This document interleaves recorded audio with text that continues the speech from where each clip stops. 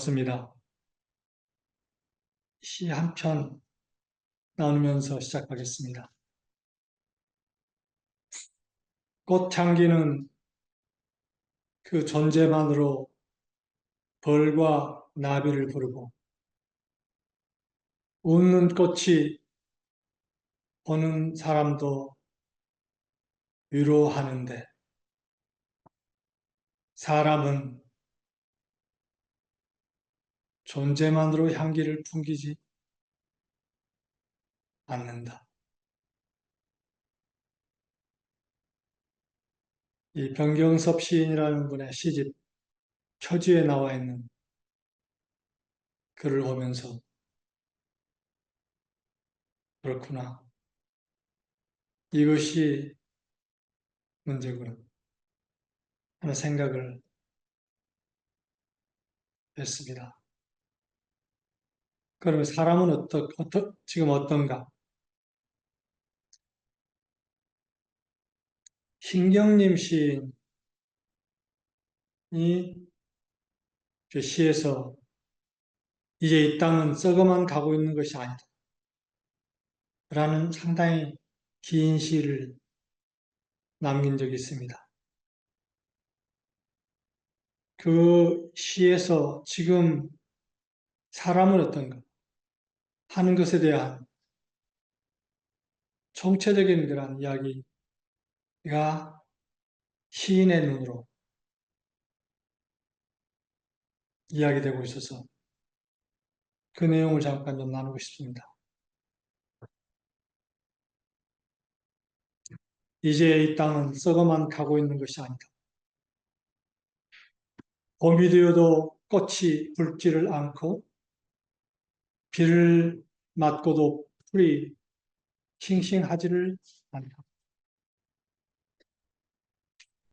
왜 이렇게 되었는가? 언제부터 이렇게 되었는가? 꽃과 노래와 춤으로 덮였던 내 땅, 햇빛과 이슬로 찬란하던 내 나라가 언제부터 죽음의 고장으로 바뀌었는가? 우리는 너무 허둥대지 않았는가? 잘 살아보겠다고 너무 서두르지 않았는가? 이웃과 형제를 속이고 집질 밟고라도 잘 살아보겠다고 너무 발부둥 치지 않았는가? 우리는 안다. 썩어가고 있는 곳이 나라만이 아니라는 것을. 뿌옇게 지구를 감고 있는 연기와 먼지는 드디어 온통 이 세상을 겨울도 봄도 여름도 없는 삶도 죽음도 아닌 세상으로 만들어 버렸다는 것을. 그러나 그것도 이미 좋았던 시절의 이야기다. 지금 지구는 언제 폭발해 저 자신을 잿더미로 만들지 모를 핵으로 가득 차 있다. 이제 이 땅은 썩어만 가고 있는 것이 아니다. 이제 지구는 죽어만 가고 있는 것이 아니다. 내 땅, 내 나라, 아니 온 세계가 이제 단숨에 흔적도 없이 날아가 버린 마침내 그 벼랑에까지 와 서 있다.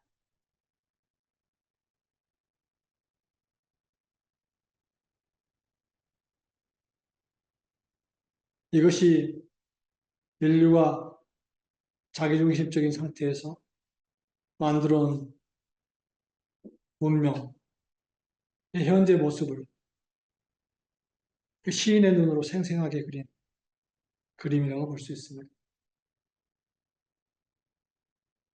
그런데 이러한 어두운 모습을 보고 경험하면서 그 이면에 다른 가능성을 보는 눈을 가진 사람도 있습니다.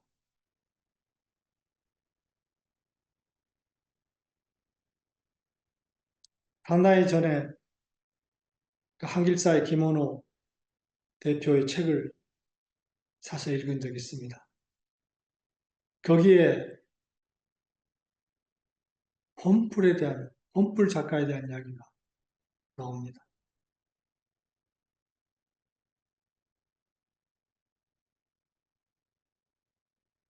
어두움은 빛보다 어둡지 않다 하는 그런 이야기입니다. 깊은 어둠 속에서 다른 것을 보는 그런 사람의 이야기입니다.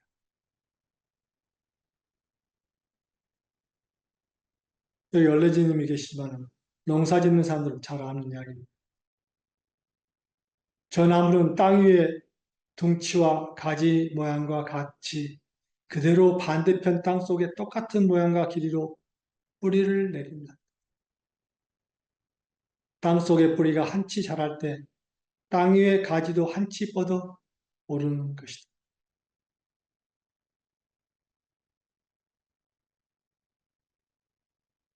이 홍영이가 본 것은 그 어둠 속에서 자라는 뿌리를 본 거죠. 2주 전 영선님께서 그 대나무 뿌리의 자람에 대한 이야기를 한 적이 있습니다. 보이지 않는 차원에서 내리고 있는 뿌리.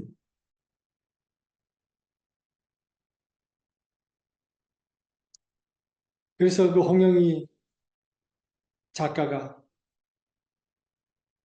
한 이야기.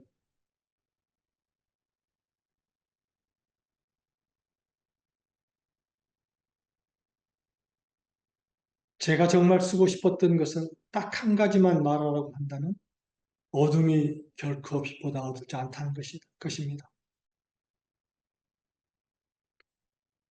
우리 역사 가운데 제일 어둡고 암울했던 시절인 일제강점기에 외부적으로는 국권을 잃었지만 내부적으로는 아직도 우리의 전통 문화를 그대로 지키며 살고 있는 한 가문을 중심으로 모든 것을 잃어버렸지만 그 잃어버린 상태에서 진정한 자기 삶을 일궈내는 사람들의 이야기였습니다. 이런 이야기를 하는 것이죠. 그러면서 그 김원호 대표는 홈플은 여성의 아름다움이다. 여성의 지혜, 여성의 힘이다. 이렇게 이야기를 하고 있습니다. 그리고 이 홍영희 작가가 어떤 시상식에서 한 이야기를 인용합니다. 꽃피고 새우러 온갖 나비 날아들고 열매무성한 가지들이 지금까지 살아온 남성의 제도적 특권이었다면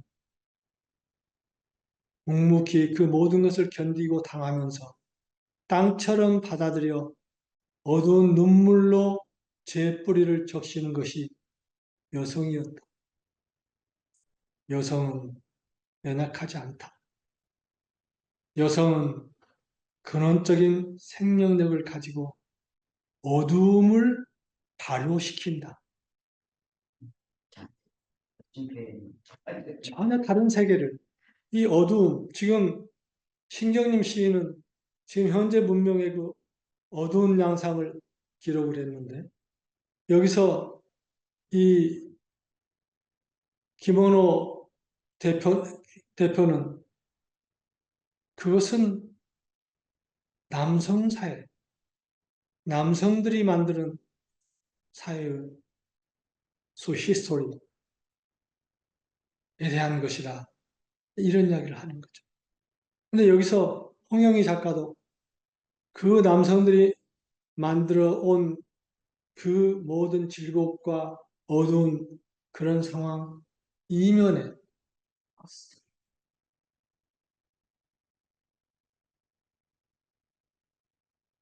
어두운 눈물로 제 뿌리를 적시는 여성들이 있었다. 그리고 그 여성들이 있다. 지금도. 그리고 여성은 연약하지 않고 근원적인 생명력을 가지고 어둠을 발효시킨다.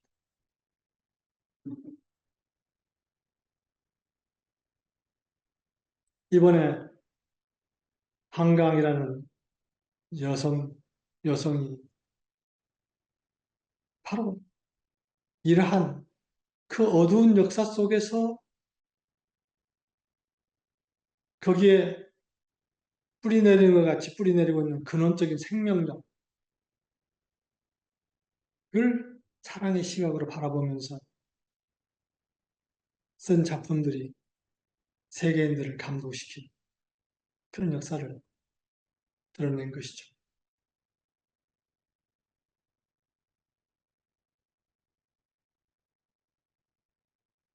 지난주 서비스에서 유진님께서 그 이야기를 하셨습니다. 이런 이야기를 하셨습니다. 성숙한 한 사람의 드러남, 더 나아가 성숙한 작은 한 집단의 드러남, 그것은 인내의 자리, 관용의 자리, 비남 없음의 자리에 들어갔을 때 비로소 가능하게 된다. 세상에 대한 비난, 가까운 사람에 대한 비난, 자신에 대한 비난, 그 어떤 것도 없는 자리에 대한 이야기죠. 그래서 오늘 저는 이러한 몇 가지 맥락을 조금 더 다른 시각에서 나눠보고 싶습니다. 어제 데빗 반스가 올린 서비스에 요란다의 오리지널 쌤, 원제라는 그런 서비스가 있습니다. 그 서비스 몇 부분을 잠깐 먼저 나누겠습니다. 인간의 근본적인 문제가 어디에 있는가? 가장 근본적인 문제가 어디에 있는가? 우리는 사실은 계속 이 부분을 나누어왔었죠. 그리고 이 근본적인 문제를 해결하기 위해서는 우리가 어떻게 해야 합니까? 요란다 말씀을 인용하겠습니다. 인간의 모든 비참함, 고통, 슬픔은 단 한 가지 요인 때문입니다. 그것은 우리가 원죄라고 부르는 것, 즉 선악과를 따먹은 것에서 비롯된 것입니다. 그것은 인간이 원래 디자인된 대로 신이 이 땅에 드러날 수 있게 하는 수단이 되는 대신 스스로 신과 같이 되고자 애쓰는 것을, 인간은 하나님의 형상과 모양대로 창조되었으며 이 땅에서 하나님의 몸이 되고 원소를 포함한 모든 형태의 드러남과 관련하여 하나님의 통치가 이 땅으로 확장될 수 있는 수단이 되도록 창조되었습니다. 그러나 인간이 하나님처럼 되려고 할 때 그 지배권을 잃었습니다. 왜냐하면 인간은 자신이 보는 대로, 자신이 원하는 대로, 자신의 즉각적인 삶의 범위와 관련하여 판단하기 때문에 전체에 대해 명확하게 볼 수 없고 모든 인간 삶의 진동 패턴이 함께 모이거나 서로 혼합되고 영향을 미치는 방식을 인식할 수 없기 때문입니다.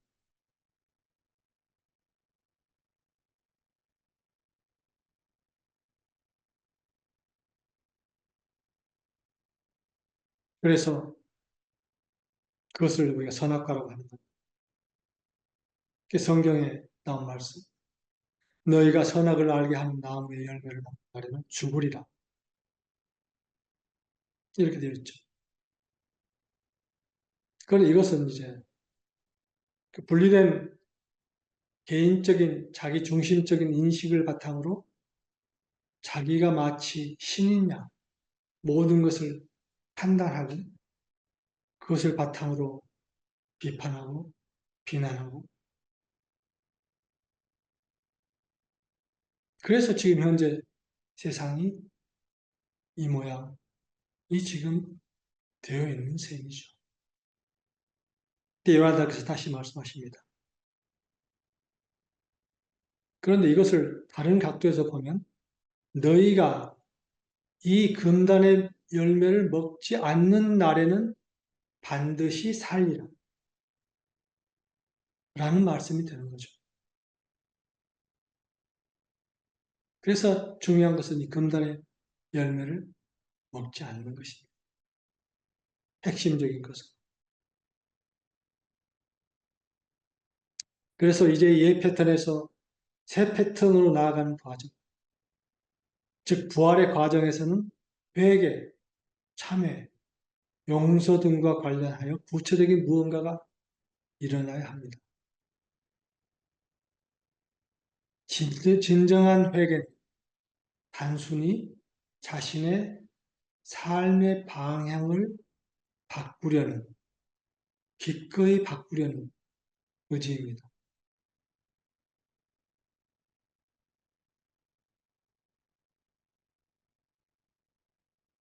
삶의 방향을 바꾸려는 의지입니다.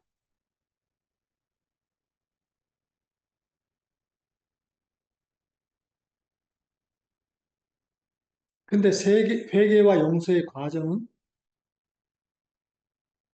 어떤 굽실거리는 그런 과정이 아니라 더 고상하게 만들고, 더 진실하게 만들고, 더 정직하게 만드는 고귀한 과정입니다.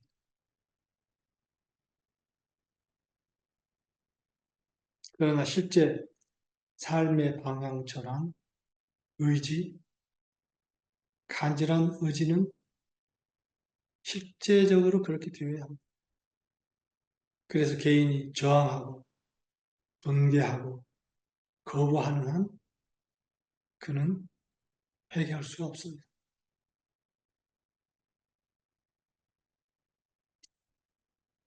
요나단께서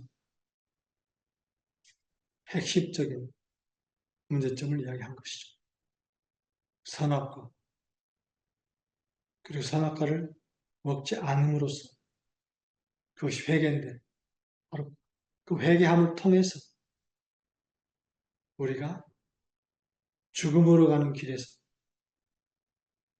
삶으로 가는 길로 바뀔 수 있다는 것이죠.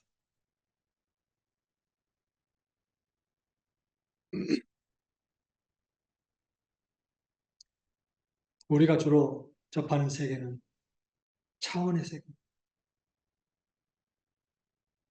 그런데 그것도 그 세계의 실제를, 그 차원의 세계에 있는 실제를 인식하고 접하는 것이 아닙니다.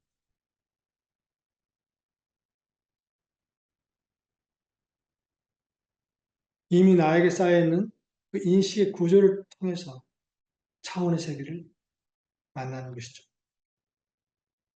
그리고 그 구조는 과거의 산물입니다. 그래서 우리는 그 과거의 기억에 사로잡혀 있죠. 그런데 그것은 실제가 아닌 기억이고, 그 기억이라고 하는 것은 실제의 그림자나 파편 같은 것입니다. 우리가 어떠한 과거를 기억한다고 하는데, 과거의 실제를 기억하는 것이 아니라 그때 느낌의 파편 같은 것을, 그것이 우리 기억 창고에 있어서 그것을 끄집어내는 것이 기억입니다. 그런데 그 과거가 우리를 지배하고 있습니다. 그 과거가 내 속에 살아서 나를 끊임없이 나를 지배하고 있습니다. 다시 말하면 비실제가 나를 지배하고 있는 것이죠. 근데 그것은 내가 그것을 허용하기 때문이죠. 내가 그 기억이 나를 지배하게 허용하지 않는 한 그것은 실제가 아니기 때문에 아무런 힘이 없습니다. 나를 지배할 수가 없는 것이죠. 사실 내가 나를 지배하게 허용하는 것이죠. 우리가 과거, 현재, 미래 하는데 이란 시간도 하나의 개념입니다. 실제가 아닙니다. 과거가 있나요? 과거는 사실은 이미 지나가 버려서 사라져 버린 것입니다. 미래가 있나요? 미래는 아직 오지 않아서 없는 것이죠. 실체가 없는 겁니다. 그럼 현재 이 순간이 있나요? 이 순간도 잡을 수가 없는 것입니다. 계속 흐르고 있는 것이죠.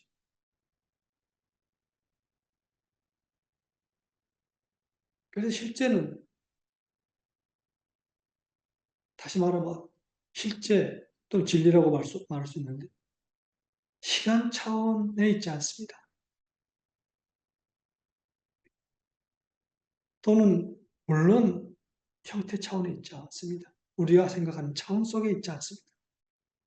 차원의 세계 너머의 영역이 있습니다. 그 차원 너머의 세계에 우리가 이야기하는 진리, 실제의 영역이 있습니다. 그래서 우리가 우리를 열어야 하는 방향은 오직 그 실제가 있는 진리의 영역, 다르게 말하면 근원이랄까? 하늘, 신이라고 할 수 있는 그 한 방향이죠.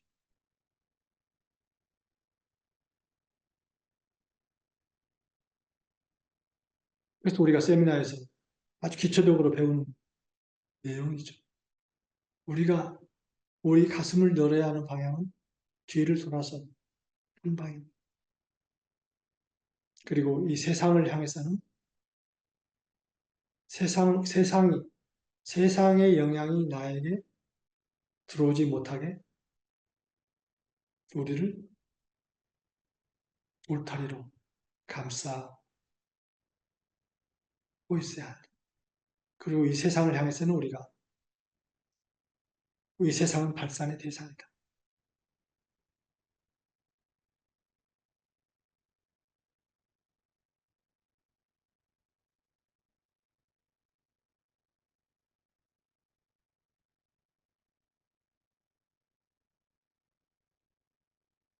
우리는 이 땅에 와서 잘하고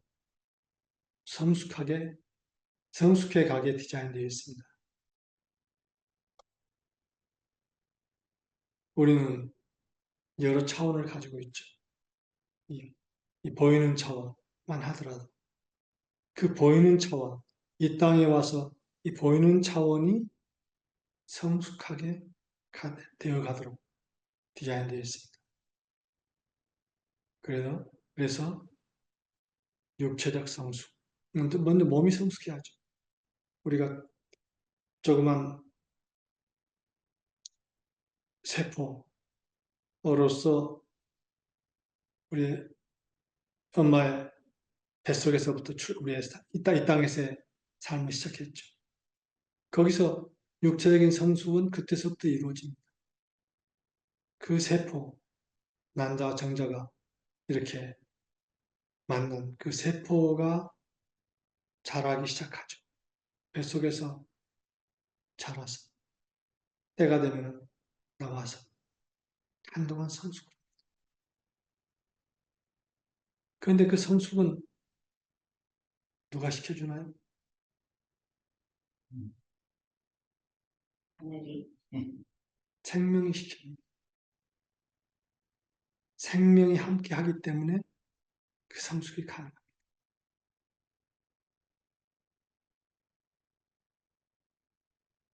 물론 모유를 먹어야 하고 음식을 먹어야 하고 하는 그 물질적인 어떤 체험이 있어야겠죠. 그런데 생명이 끊어진 자리에 물질적인 것을 채운다고 해서 커가고 성숙합니까? 아니죠. 그래서 생명이 있기 때문에 성숙 과정이 이루어지는 것이죠. 그리고 그러면서 정신적인 또는 의식의 성숙이 이루어지죠. 우리가 인간의 발달 과정에서 나온 이야기. 그 다음에 정서적인 성숙이 이루어져요. 영적 성숙이 이루어져요. 그런데 이것은 모든 그 성숙의 과정은 인아웃입니다. 생명이 바깥으로 드러남을 통해서 성숙이 이루어지는 과정을 겪습니다.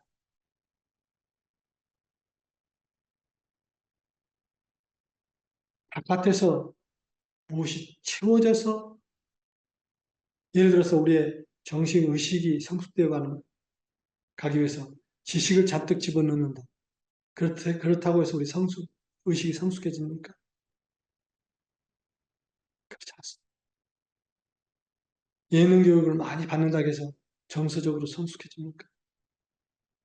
그렇지 않습니다. 이 생명이 안에서 자연스럽게 발산하도록 허용함을 통해서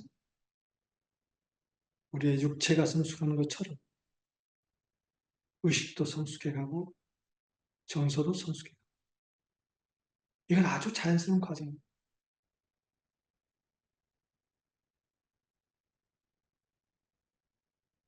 그리고 그러한 바탕 위에서 영적 성숙이 이루어집니다.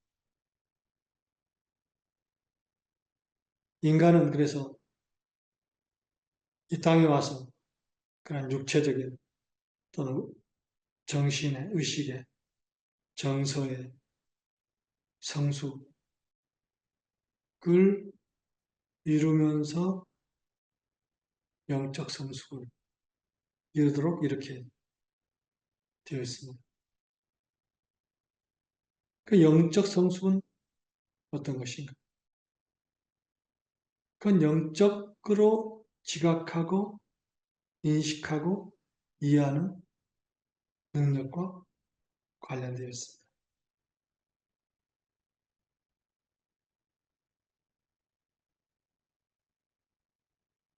그래서 영적 성숙이 이루어졌을 때 우리가 아까 이야기한 차원 너머의 세계, 그 영역이 있는 것을 인지하게 되고 그 영역과 닿게 되는 것입니다.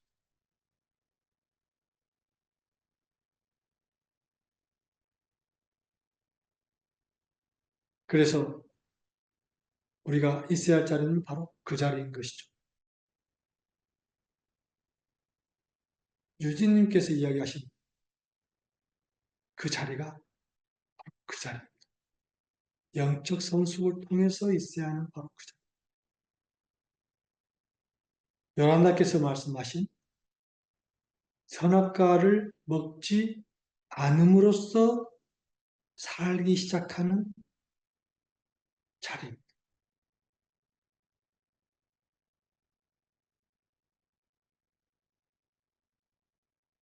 그래서 그 자리를 어떻게 이야기할 수 있을까? 제가 좀 적어봤어요. 그랬더니 그 자리는 중심의 자리요, 깨어있는 의식의 자리요, 이 성성하다고 그래요. 성성한 자리요, 존재의 자리요. 지금 이 순간, 바로 지금 이 순간, 이 순간이요. 그리고 순간이지만 영원히 수직적으로 떨어지는 자리. 그래서 신의 통로가 되는 자리.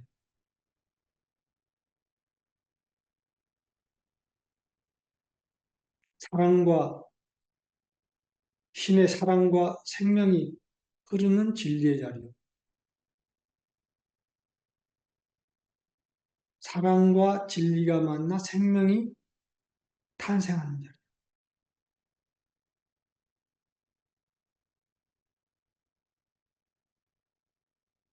그래서 그 안에서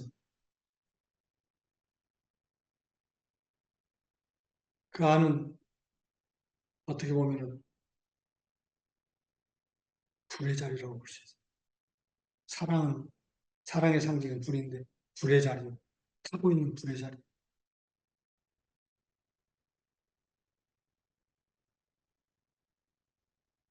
그러면서 아무것도 없는 것 같은 공의 자리. 붙잡을 수, 붙잡을 것이 없는 끊임없이 흐르는 자리.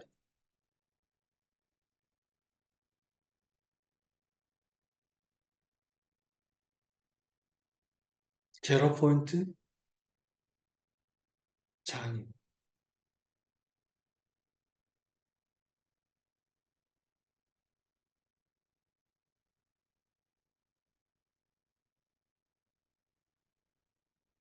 우리가 그 자리에 있어 보아야 사실은 그 자리를 알 수 있습니다. 우리가 어느 순간, 삶의 어느 순간, 여러분 모두가 아마 그 자리에 그 어떤 순간을 경험해 보셨을 걸로 생각합니다.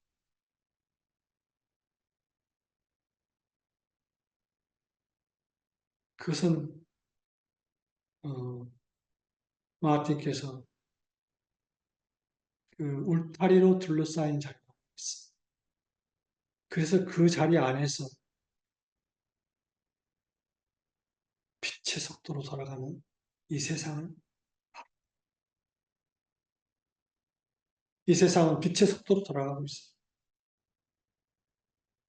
엄청나게 빠른 속도로 주변에서 돌아가고 있습니다. 그런데 그 중심의 자리, 그 자리는 위치만 있지 크기가 없어요. 위치가 없다는 것은 무한한 위치를 가지고 있다는 거예요. 이 모든 우주를 다 감싸 안고 있는 위치를, 크기를 가지고 있는데 사실은 공에 위치가 없는 것 같은 그런 자리가 하는 거죠. 만유하되 없는 곳이 없으나 그러나 중심, 위치만 중심에 있는 것 같은 이 혼란과 같이 함께하지 않는 그런 자리라는 이야기죠.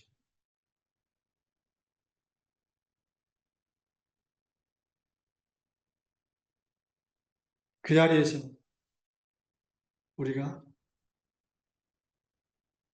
우리가 있어야 할 자리는 바로 그 자리입니다. 그거는 그러니까 어떻게 상대적인 자리가 아닙니다. 절대적인 자리죠. 때문에 뭐뭐 때문에가 없는 자리. 뭐뭐 때문에 조금, 뭐뭐 때문에 또 이렇게 조금. 때문에가 일체 없는 한 조금도 없는 자리.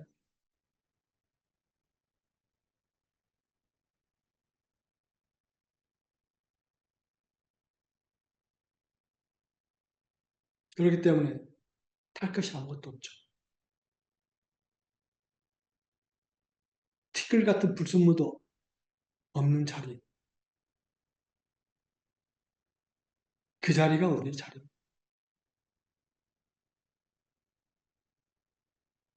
그래서 이 세상에는 두 영역밖에 없습니다. 그 자리인가 아닌가. 그 중심의 자리인가 아닌가. 우리가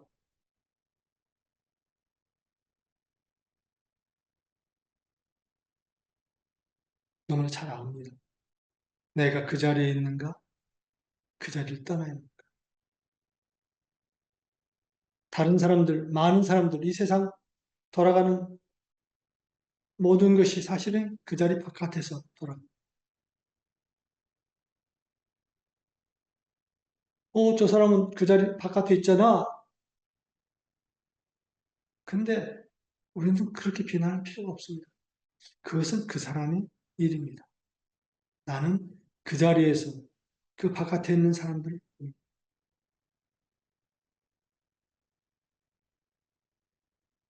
그 자리는 그 중심 자리는 인간이 놓치고 있는, 놓쳐왔던 호흡입니다.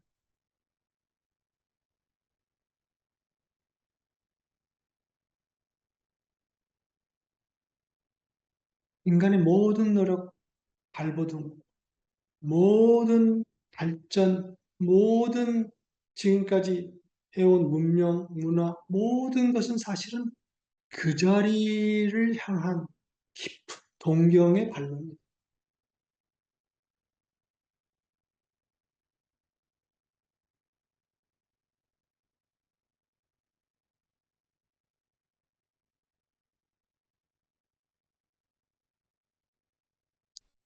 우리가 지금 함께 하면서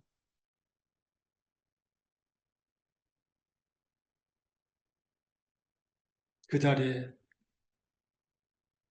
그 자리를 먼저 인식하는 존재로서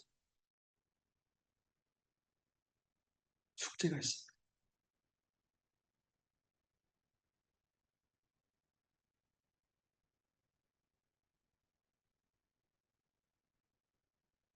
이 세상의 많은 사람들, 이 애쓰고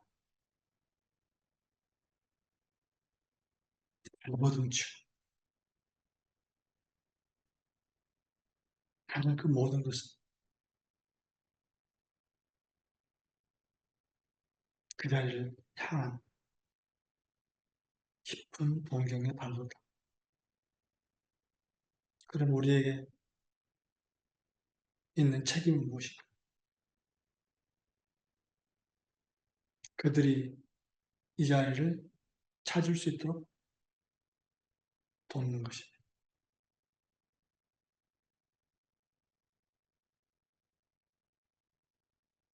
지금 유진님께서 그 이야기를 하셨습니다. 지금 젊은 세대들은 지금 한참 그 베이비붐 세대들이 가졌던 그러한 어떤 음, 번영과 자유스러움 이걸 어, 만끽할 수 없는 그런 상태에 지금 놓여 있다. 지금 아까 그 시인이 이야기한 것처럼 이렇게 어두워진 세계 속에서 사실 절망하고 있는 젊은이들이 많이 있는 것을 우리가 압니다.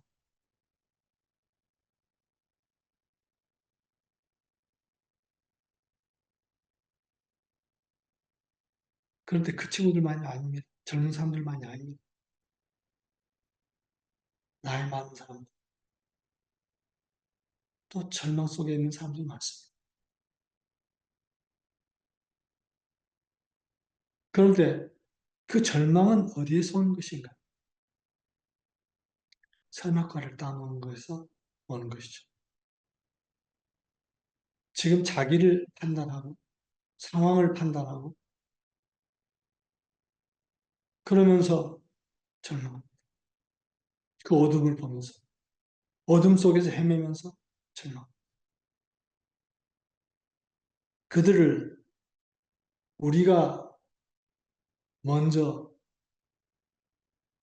알게 된 이 중심의 자리로 이끌 책임이 우리한테 있습니다.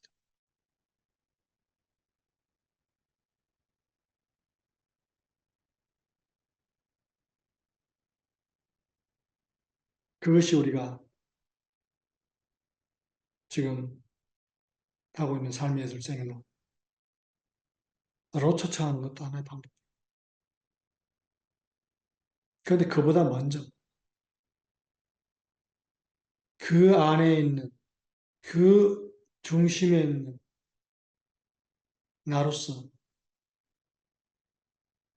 나의 빛을 밝혀야 개인적으로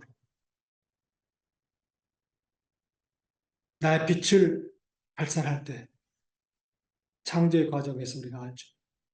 응답이 있습니다.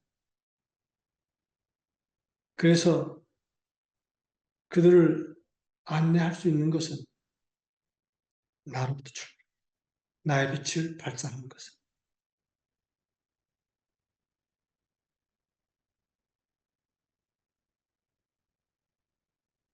그러면서 관계가 응답이 있는 것은 관계가 맺어지는 것이죠. 그랬을 때 내가 역할을 할 수가 있게 됩니다.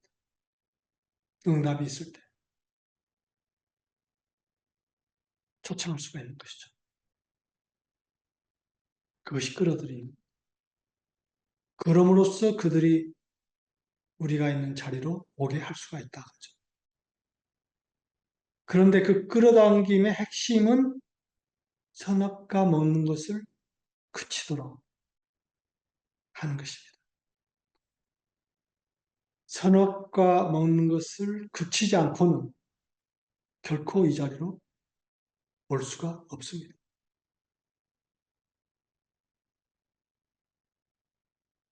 그래서 결국 우리의 핵심적인 사명, 이 세상에서 그런 깊은 동경 속에서도 길을 찾지 못하고 헤매고 있는 수많은 사람들,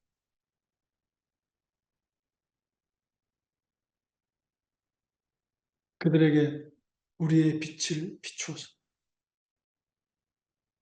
응답을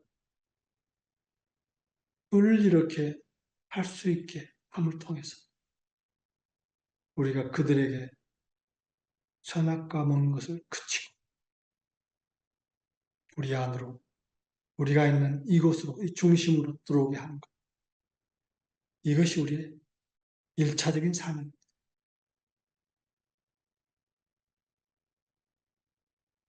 그래서 이 중심에 있는 사람들을 통해서, 그 몸체를 통해서 신이 이 땅에서 모습을 드러낼 수 있습니다.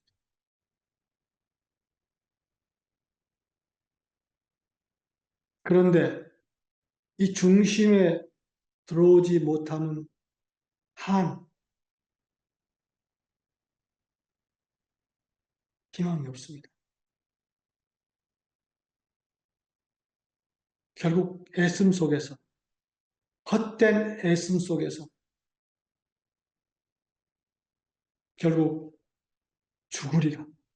죽을 수밖에 없는 운명 속에 있는 것이죠.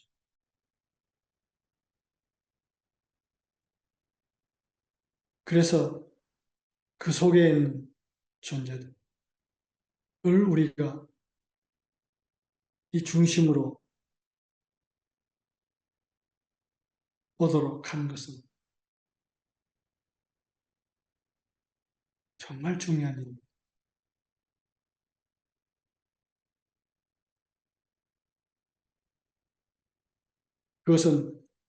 그것이 가능하기 위해서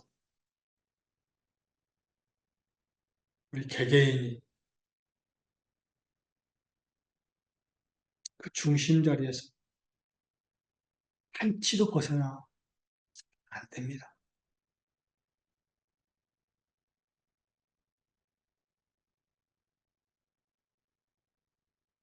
잠깐 나갔다가 올 수 있어.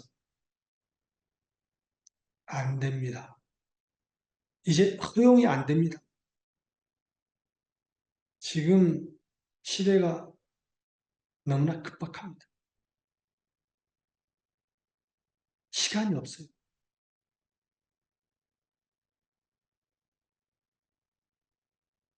예수님께서 젊은 세대로에 대한 이야기를 했지만 이제 시간이 없습니다. 제가 볼 때 시간이 없습니다. 얼마 안 남았습니다.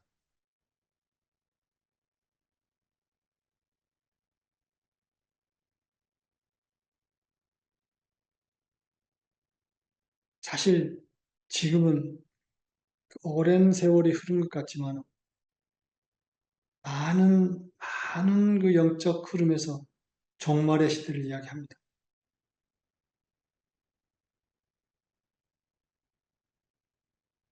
결국 그 중심에 있는 존재들, 신의 몸체를 이루고 있는 존재들, 의해서 새로운 세계가 열릴 것입니다.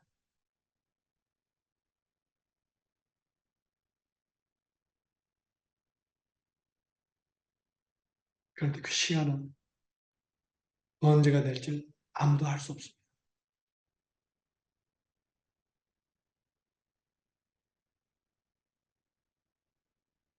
지금 세계적인 상황을 보면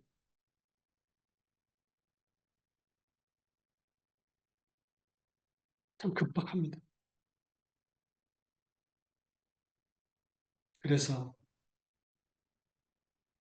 함께하는 우리에게 맡겨진 책임, 그러한 깊은 동경 속에 있는 수많은 사람들에게 길을 밝히는 책임, 이것을 우리가 다 아는 것.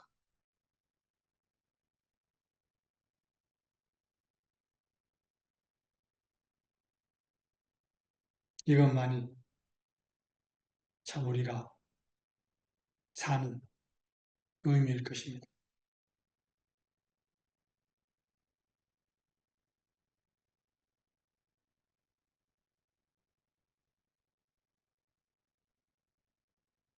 사실 이 중심의 자리를 맛본 사람은 그 맛을 잊지 못해요. 여기 들어왔다가 한번 맛을 보고 나간 사람들 많이 있습니다. 그런데 그 자리는 영혼의 자리이기 때문에 시간이, 시간이 아무리 경과하더라도 그 시간이 사라지는 자리. 바로, 바로 어제 만났던 것처럼 다시 만나지는 자리.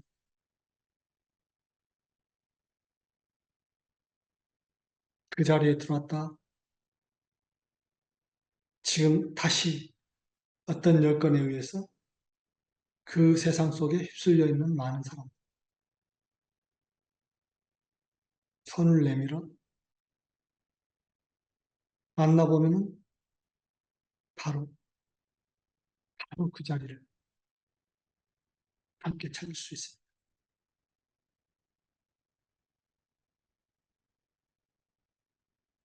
우리 함께 나 스스로 그 자리를 철저히 지키면서 어떠한 변명도 없이, 어떠한 변명도 없이 그 자리를 지키면서 그 자리냐 아니냐밖에 없어요. 다른 인비트윈이 없습니다. 그 자리 아니면 다른 자리. 내가 판단하고 있으면 그 자리에 안 있는 거예요. 내가 비난하고 있으면 그 자리에 안 있는 거예요. 내가 아닌 어떤 정서에 쌓여있으면 그 자리에 있는 거 아니에요. 금방 우리가 알 수 있어요. 벌써 이미 우리는 많이 경험했기 때문에. 그럴 때 금방 되돌아올 수 있는 툴을, 아주 강력한 개개인적인 툴을, 어떤 것이어도 좋아요. 어떤 방법이어도 좋아요. 깊은 호흡. 우리가 깊은 호흡을 통해서 또는 명상을 통해서 어투먼트를 통해서 여러 가지 방법 우리가 많이 압니다. 어떤 것도 괜찮다. 바로 그 자리를 찾을 수 있는 자기 개인적인 방법을 찾아서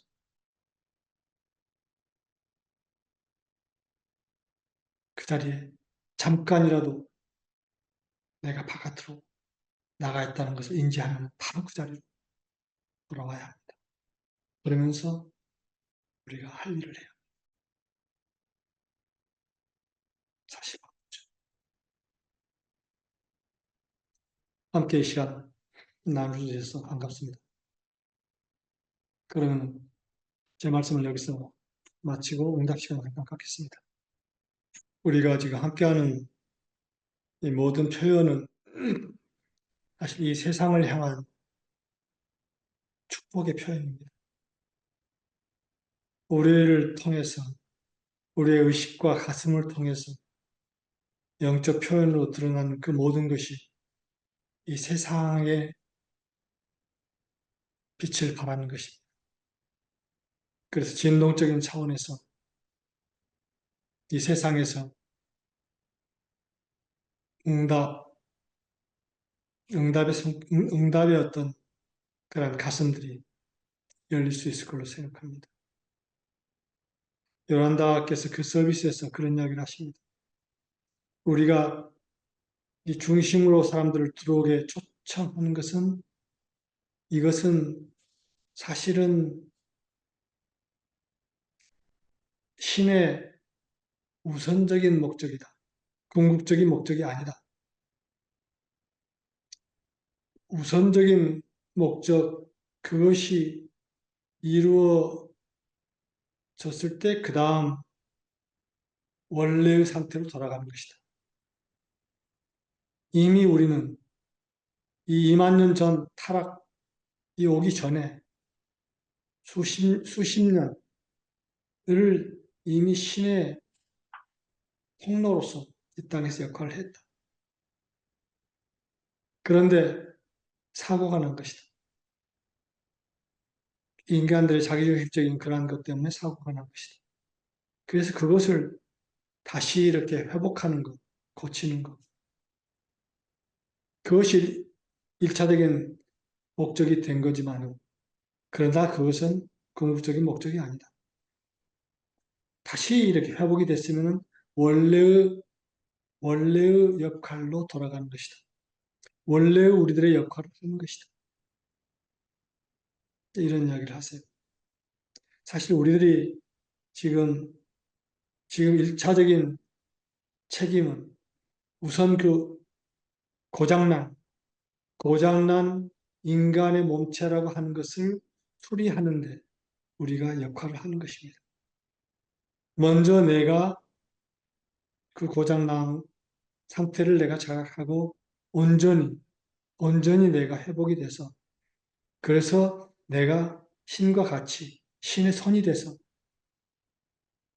이 회복된 이 회복을 촉진하는 것이다. 그게 우리의 일이다. 회복이 끝내 안 되는 바깥에 있는 사람들, 그것은 우리가 상관할 바가 아니다. 우리는 그들과 싸우는 것이 아니다. 그 신의 몸체가 어떤 사탄이나 마귀나 이 집단하고 싸우는 것이 아니다. 싸우는 걸로 이렇게 계시록에는 나와 있지만 그 싸우는 것이 아니다. 그것은 하늘의 일이다. 그 하늘이 그 나머지는 그냥 놔두고 갈 것이다. 놔두고 가는 것이지 싸우는 것이 아니다. 그러나 그 역할을 하는 존재들, 이 몸체에 있는 존재, 이 회복됐을 때 그 역할이 다시 살아나서 옛날부터 해왔던, 태초부터 해왔던, 우리가 함께 했던 그 역할을 다시 하기 시작하는 것일 뿐이다. 그것은 꼭 에미서리가 하는 것만은 아니다. 그 역할을 하는 수많은 사람들이 있고, 자기가 그 역할을 하는지도 모르고 하는 사람들도 있지만, 자, 그것을 지금 수리해야 하는 한 2만 년의 사이클의 지금 마지막에 와 있는 것이다. 하는 것. 우리가 그 책임을 명확하게 알고 받아들이고 그 책임을 이루도록 합시다. 감사합니다. 이렇게 오늘 이 시간 함께 할 수 있어서 너무나 반가웠습니다.